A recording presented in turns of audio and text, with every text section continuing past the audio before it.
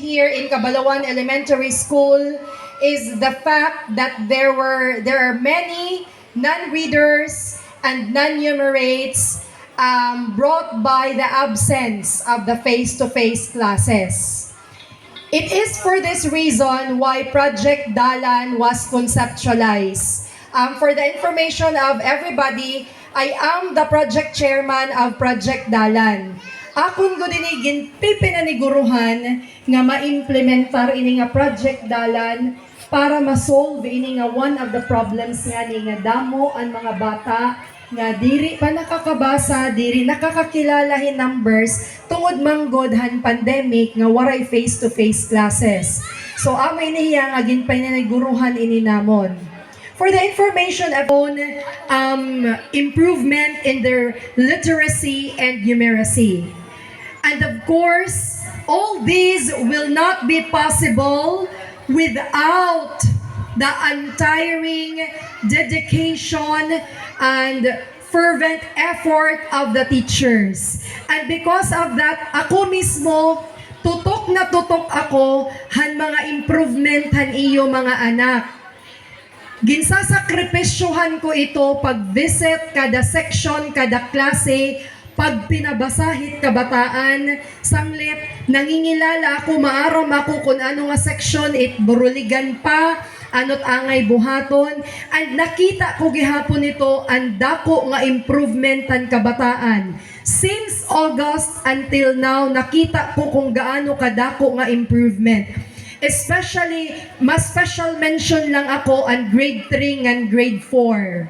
Kay ang grade 3 and grade 4, amo talaga inihiraan mga klase nga grabe ang effect hairahan pandemic kay amo ini nga kabataan ang waray maka grade 1 and grade 2. Kumbaga modular hirahan grade 1 and grade 2.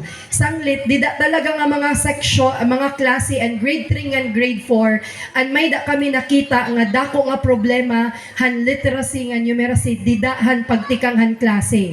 Kay waray ini modular la inihira, waray ini modular la inihira didan pandemic anira grade 1 and grade 2. And we all know that grades 1 and 2 amo ini ang formative years of literacy nga dako an nawara haira. Thankfully, tungod pag pinaniguruhan ka maistrahan, in all fairness, dako nat improvement hito yan nga klase. And diri lang ang grades 3 and grade 4, also ang iba nga mga grade levels. As a matter of fact, mabilib ka mo, may mga kindergarten kita nga mag-aram na mambasa.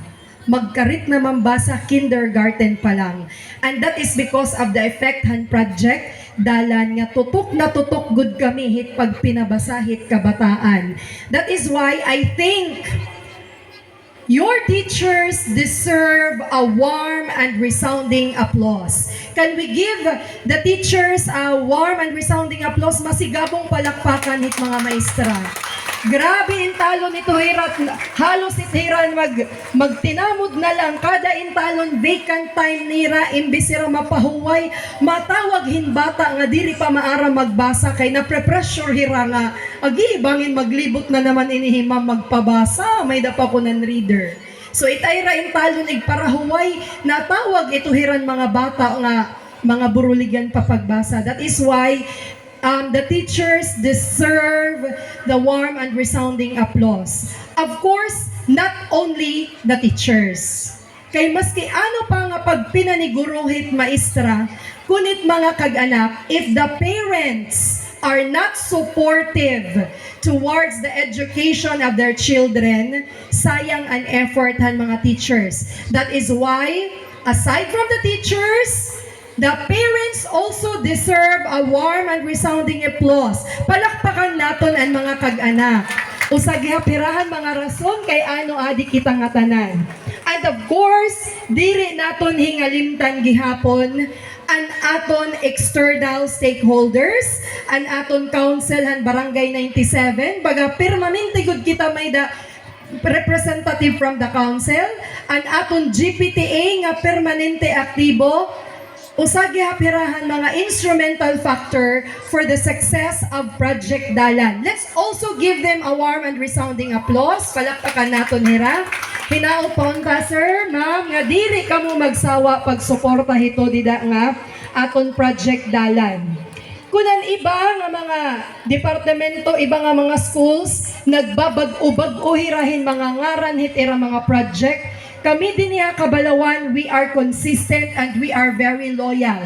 Ini nga amon project dalan, magpapadayon ini. Mintras may mga kabataan kami dinhi Kabalawan Elementary School, labi na it mga kabataan nga buruligan hit pagbasa ngan mga pagkilala hit mga numbers. So with that, I warmly welcome you all to the Project Dalan awarding ceremonies for school year 2023-2024.